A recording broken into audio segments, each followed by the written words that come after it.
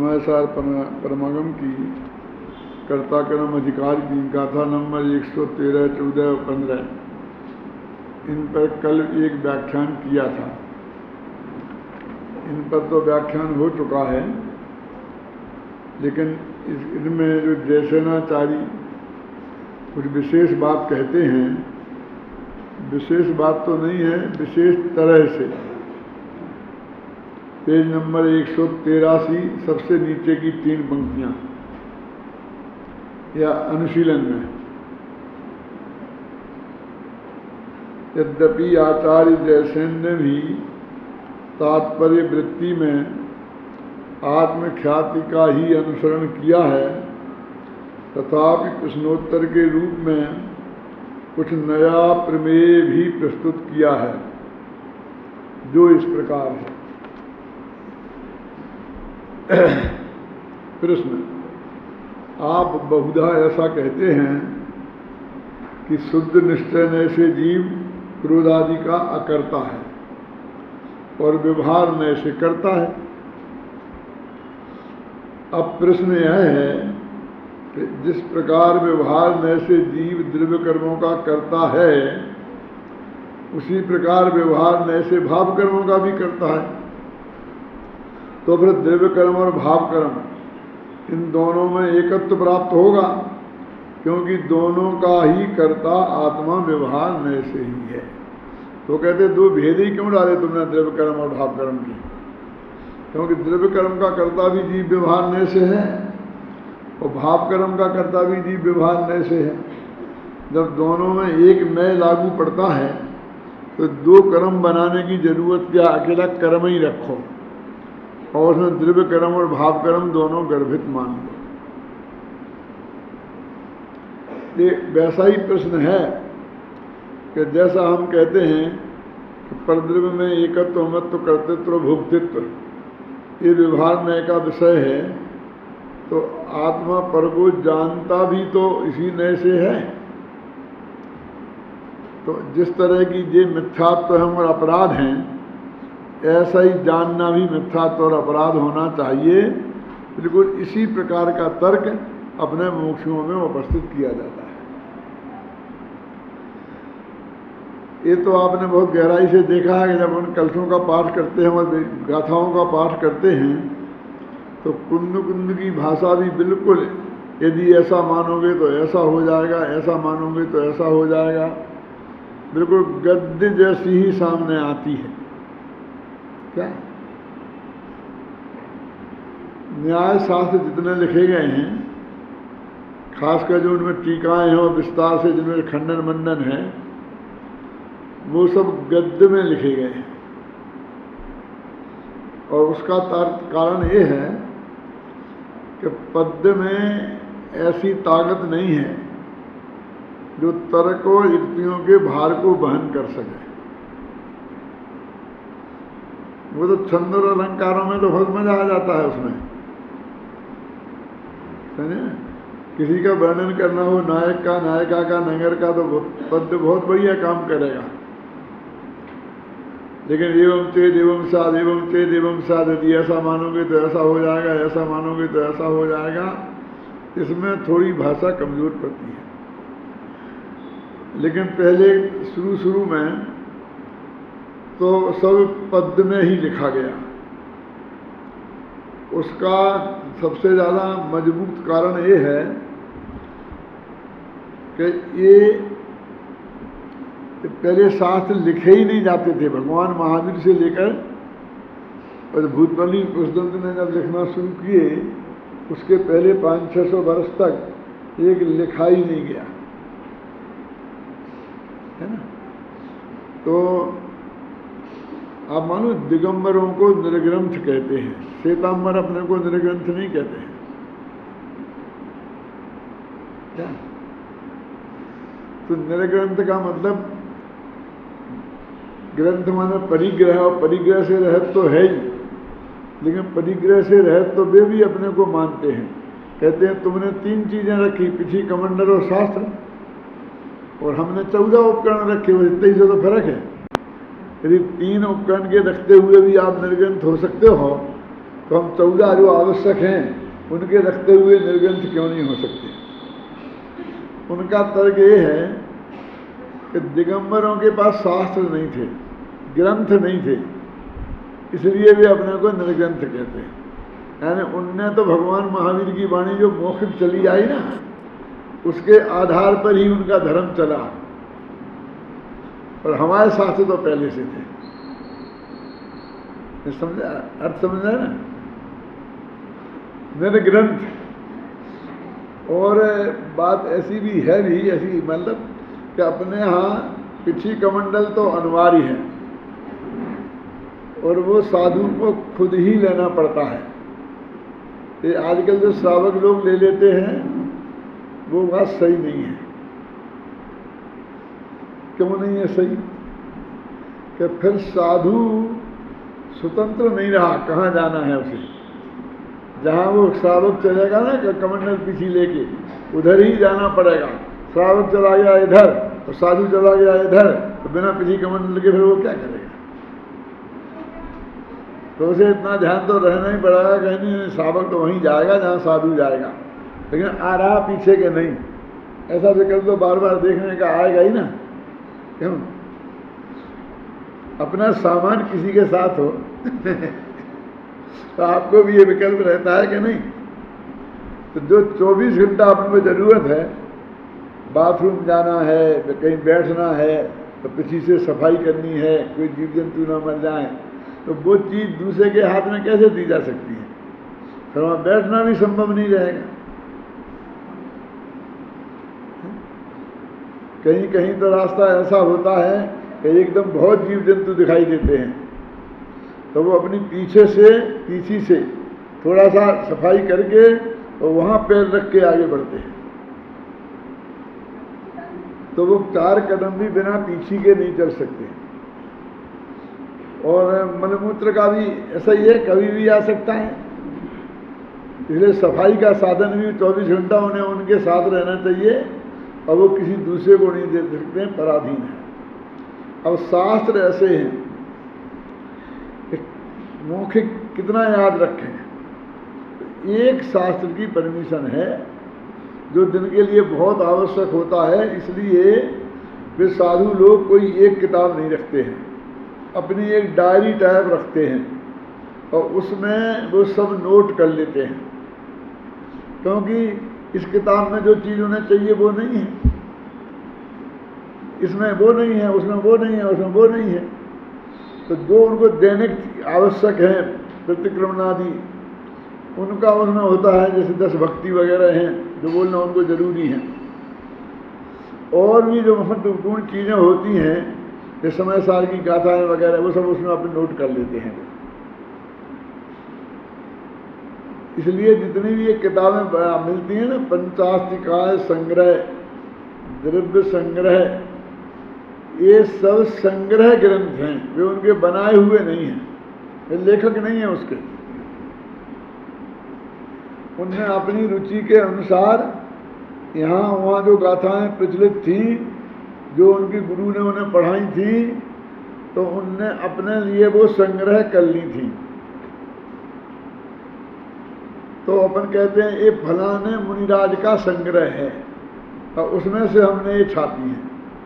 फिर अपन छापते वक्त, लिखते वक्त उसे और व्यवस्थित कर देते हैं। तो बाद में जो ग्रंथ की बात आई ना कि निर्ग्रंथ, तो वो ग्रंथ का ऐसा अर्थ करते हैं। मेरे कहने का मतलब ये है, ग्रंथ माने गांठ भी होती है, ग्रंथि होती ना, कि जिनके मन में कोई गांठ नहीं है, सीधा सरल व्यवहार है, वे निर्ग्रंथ हैं। तो ये जो गाथाएं वो जयसेनाचार्य की है, वो यही तर्क देते हैं कि जिस नए से व्यवहार से कहा आपने, तो जब एक ही नए सब जगह लगा तो सबको एक सा व्यवहार करना चाहिए ना। देखो, पर को अपना मानना, उनका स्वामी बनना, उनका कर्ता भोक्ता बनना, ये तो मिथ्यात्व है। लेकिन उनको जानना ये भी मिथ्यात्व है क्या? यदि ये मिथ्यात्व होता तो केवल ही सबसे बड़े मिथ्या दृष्टि होते, क्योंकि वे सबको जानते हैं। तो फिर एक ही नए क्यों लगाया? तो कहते हैं 4 में वो नए लगाना की अपेक्षा दूसरी है और जानने में नए लगाने की अपेक्षा दूसरी है। तो वो तन्मय होके नहीं जानते, इसलिए ये अपेक्षा है वहाँ परमात्मा प्रकाश में ये लिखा है। और अथवा कि वो पर आ गया ना, जहाँ पर आ जाए वहाँ व्यवहार लगा दो। पर के साथ कोई संबंध बताया जाए तो वहाँ व्यवहार लगा दो। तो यदि वो व्यवहार है तो उस व्यवहार से मिथ्यात्व तो नहीं होता। क्या समझे?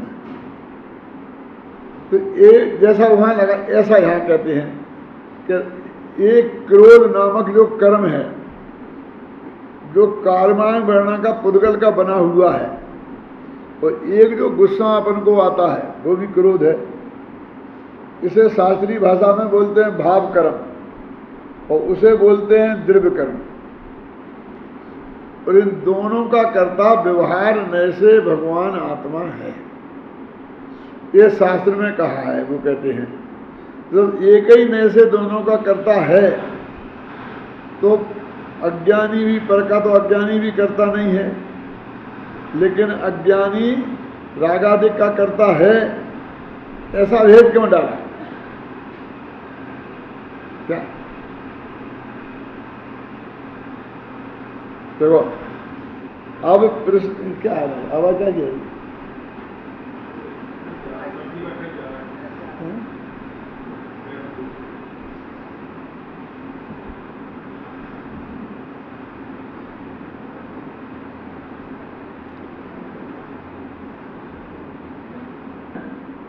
कि जिस प्रकार व्यवहार न से जीव द्रव्य कर्मों का करता है, उसी प्रकार व्यवहार न से भाव कर्मों का भी करता है। तो फिर द्रव्य कर्म और भाव कर्म इन दोनों में एकत्व प्राप्त होगा। भाई इनको एक ही कहो ना, आप उसे भी पुद्गल कहते हो, इसे भी पुद्गल कहते हो, फिर दो भेद करने से क्या फायदा है? क्योंकि दोनों का ही कर्ता आत्मा व्यवहार नय से ही है। प्रश्न समझ में आया ना? अब प्रश्न समझ में नहीं आएगा तो उत्तर कैसे समझ में आएगा? मुझे ऐसा ही है जी कि आप इन्हें भी भाई साहब बोलते हो और इन्हें भी भाई साहब बोलते हो कि क्या व्यवहार से, क्योंकि ये भी तो व्यवहार नए वाले ही भाई साहब हैं जो हमारे सगे भाई साहब मान आए हैं, वो भी तो व्यवहार नए से ही अपने भाई साहब हैं ना। और जो बिल्कुल एक मुसलमान है उसको भी हम भाई साहब बोलते हैं, वो भी उसी व्यवहार नए से ही बोलते हैं। तो इन दो में अंतर क्या है? नए तो एक ही लगा। प्रश्न समझ में आया? तो मैंने कहा कल बताया था परसों कि इसका तो इतना बड़ा खाता है असदूत व्यवहार नए का कि ये अमेरिका भी अपना है, सारी दुनिया अपनी है, वहां से लेकर और गुण भेद भी अपना है, अपने में गुण भेद है। यहां तक इतना बड़ा खाता व्यवहार के खाते में चलता है, तो सभी को एक कह दें। लेकिन शिष्य के दिमाग में प्रश्न हुआ तो हुआ क्यों? देखो उत्तर ऐसा नहीं है, क्योंकि जिस व्यवहार नय से रागादि भाव कर्मों का कर्ता आत्मा को कहा जाता है, उस व्यवहार नय को अशुद्ध निश्चय नय के नाम से भी कहा जाता है। यह कथन द्रव्य कर्मों से भाव कर्मों का तारतम्य दिखाने के लिए किया जाता है। देखो वैसे फर्क तो है, अभेद दिखाएं तो अशुद्ध निश्चय नय कहते हैं रागादिक को, और भेद दिखाएं तो व्यवहार बोलते हैं, बोलते ना।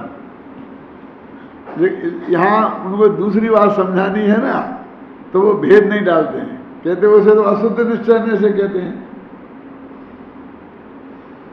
और इसे व्यवहार से कहते हैं, क्योंकि उसने कहा था दोनों को व्यवहार से ही कहते हैं। उसकी बात को वहां से हटाने के लिए कि नहीं ये तो अशुद्ध निश्चय नय से है, रागादिक का कर्ता अज्ञानी अशुद्ध निश्चय नय से है और पर का कर्ता व्यवहार नय से है। तो भेद खड़ा कर दिया ना, तो शिष्य छोड़ने वाला थोड़ी है। शिष्य कहता है हमने तो शास्त्र में कई जगह इसको भी व्यवहार नय से करता कहा है, देखा है। तो वो कहते हैं कि अरे भाई, शुद्ध निश्चय नय की अपेक्षा अशुद्ध निश्चय नय को भी तो व्यवहार कह देते हैं, इसलिए व्यवहार कहा है। फर्क है, लेकिन व्यवहार इसलिए कहा। अब देखो, वास्तव में अशुद्ध निश्चय नय को थोड़ी व्यवहार कहते, सुनना। क्यों? कि वो तो राग और आत्मा का अभेद बताए। रागी आत्मा तो अशुद्ध निश्चय नय होता है, और आत्मा राग का कर्ता तो व्यवहार नहीं होता है। भेद रूप हो तो व्यवहार होता है, और अभेद रूप हो तो निश्चय होता है। लेकिन इसको इन्हें गौण किया कि भैया देखो, जैसे वो कहता इसमें अशुद्ध निश्चय ने लगाया राग के कर्ता में, तो क्यों लगाया? क्योंकि आत्मा राग रूप परिणमित हुआ, अभेद है। तो वो कहता पुद्गल कर्म में भी लगा दो निश्चय ने, अशुद्ध निश्चय ने, कि नहीं ऐसा उसमें नहीं लग सकता, परद्रव्य में नहीं लग सकता है? ये जो अपना सगा भाई है ना, इसको तो हम आधा हिस्सा देंगे संपत्ति का, लेकिन वो मुसलमान को भाई कह रहे उसको थोड़ी दे देंगे। लेकिन नहीं, तो एक ही लगा हमारे पास, भाई भाई भाई। इसमें भी वही उपचरित असद्भुत व्यवहार नहीं लगेगा, और उसमें भी उपचरित असद्भुत व्यवहार नहीं लगेगा। क्यों? स्त्री पुत्र मकान जायदाद रुपया पैसा नगर देश गांव सारी दुनिया, इतने में एक ही व्यवहार नहीं लगता है ना, उपचरित असद्भुत व्यवहार नहीं। खैर नहीं,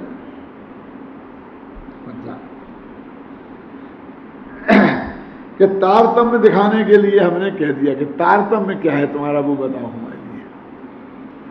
यद्यपि द्रव्य कर्म अचेतन है और भाव कर्म चेतन है। देखो, अब यहां भेद किया, वहां भी दो अभी कहते आ रहे हैं ना कि अचेतन है अचेतन है।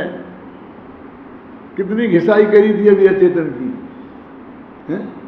और फिर यहां कह रहे द्रव्य कर्म अचेतन है और भाव कर्म चेतन है, तथापि शुद्ध निश्चय नय की अपेक्षा भाव कर्म भी अचेतन ही है। और शुद्ध निश्चय नय से भाव कर्म को भी अचेतन कहते हैं। बोलो क्या करें? वो सामने वाला लड़ता है कि अच्छे तुम्हारे नहीं।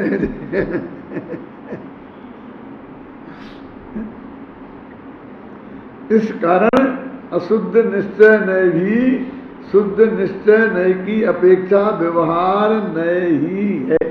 ये जयसेनाचार्य ने यहां लिखा, जो जयचंद जी छाबड़ा ने भावार्थ में अपने लिख दिया एक जगह, जो अपन जयचंद जी के नाम से चलाते हैं ना, जयचंद जी ने लिखा शुद्ध निश्चय नय भी तो व्यवहार ही है, क्या कहा ना, वो वास्तव में ये जयसेन का कथन है।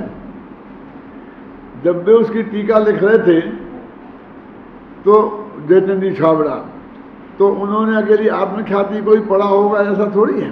टीका भले ही अकेली आत्मख्याति की लिखी, लेकिन जयसेनाचार्य की तात्पर्य वृत्ति को भी उनने पढ़ा है ना, तो इसमें जो एक नई बात थी वो उनने उसमें डाल दी।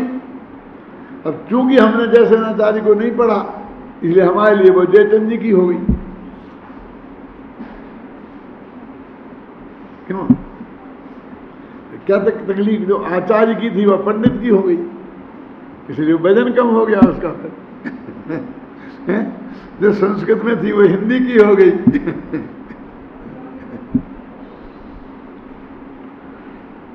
इसका भावार्थ यह है कि जीव द्रव्य कर्मों का कर्ता भोक्ता अनुपचरित असद्भुत व्यवहार नय से है, और रागादि भाव कर्मों का कर्ता भोक्ता अशुद्ध निश्चय नय से है, और अशुद्ध निश्चय नय की अपेक्षा अशुद्ध नय भी व्यवहार ही है।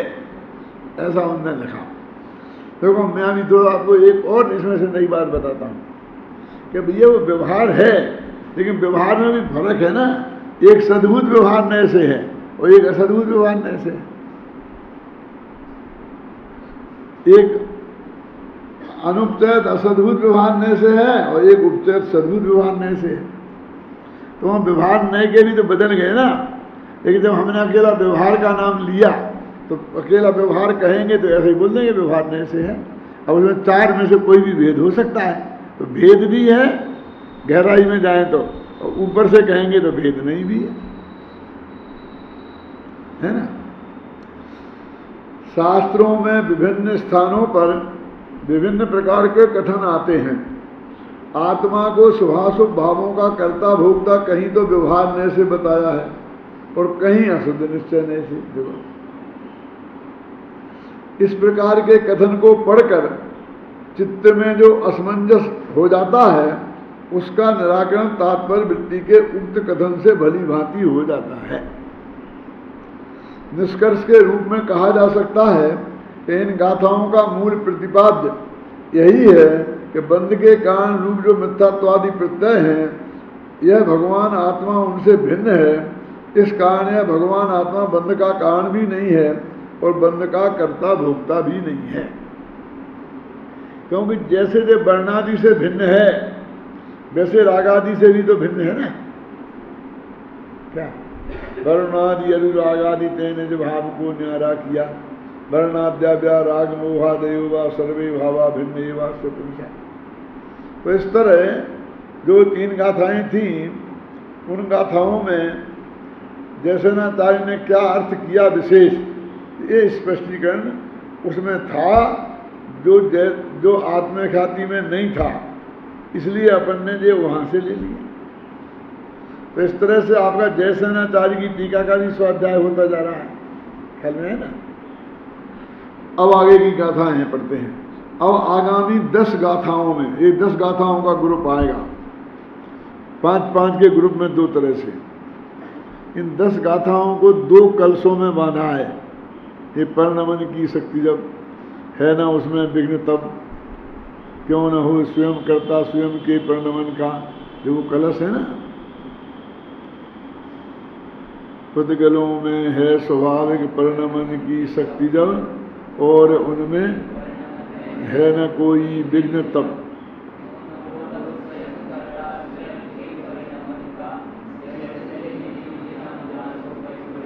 और इसके आगे का कलश में ये लिखा, जब जीव में है स्वयं शक्ति स्वयं के परिणमन की, ऐसा है ना। जब यहाँ पुद्गल में थी, अब उसमें जीव में आ गई। हाँ, पढ़ो।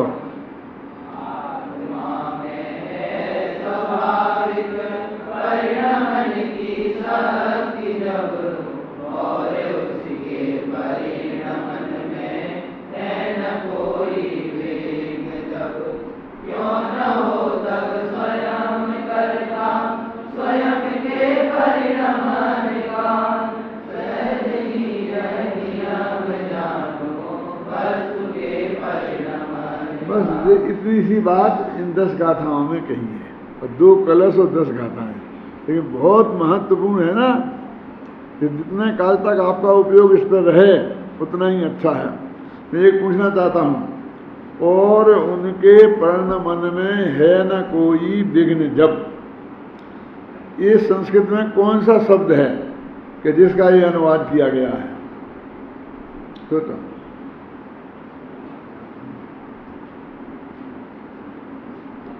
पढ़ो, पढ़ो पढ़ो, छंद पढ़ो।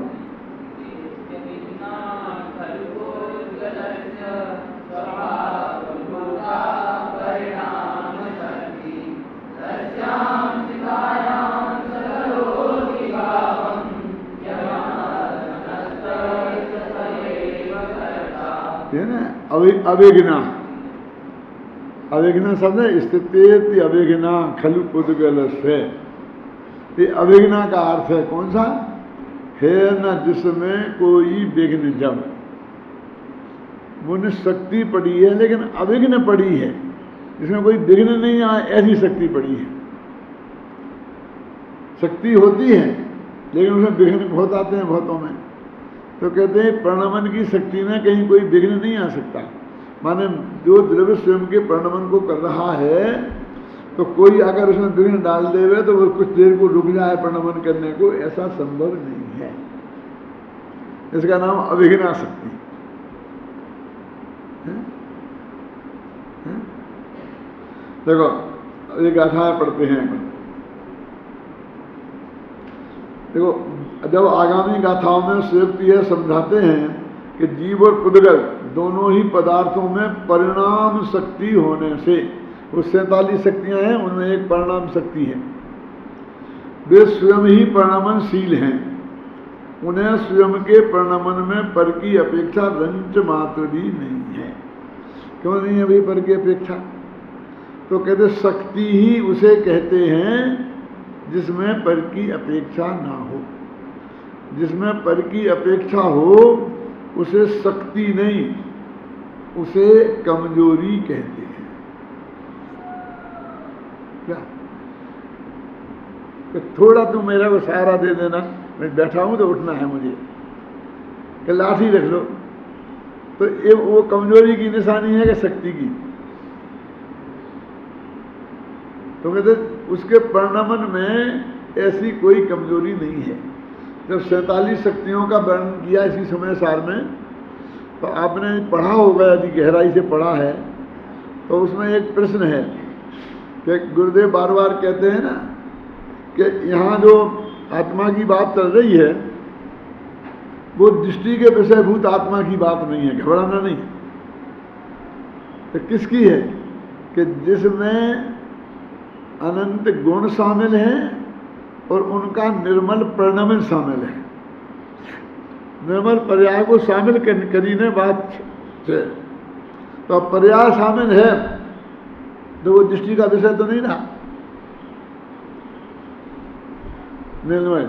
तो उनने कहा जब इसने तुमने परिणमन को शामिल कर लिया तो शक्तियों में, तो फिर रागादि विकार को भी शामिल कर लो, क्योंकि वो भी तो परिणमन ही है ना, जीव गई। तो उन्होंने कहा वो नैमित्तिक भाव है, स्वाभाविक परिणमन नैमित्तिक भाव नहीं है। आप समझ रहे हैं?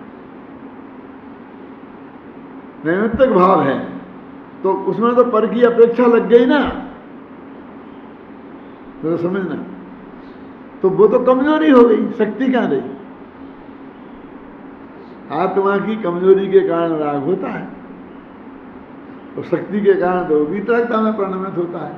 शक्ति तो वितरागता रूप परिणमित होने की है और कमजोरी के कारण राग हो जाता है। तो शक्तियों के प्रकरण में कमजोरी को शामिल कैसे किया जा सकता है? तो अब जरा इसमें एक और प्रश्न खड़ा करो।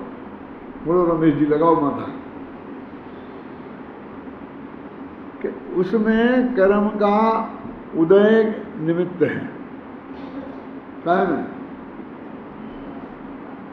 रागादिक में, और इसमें कर्म का क्षय निमित्त है।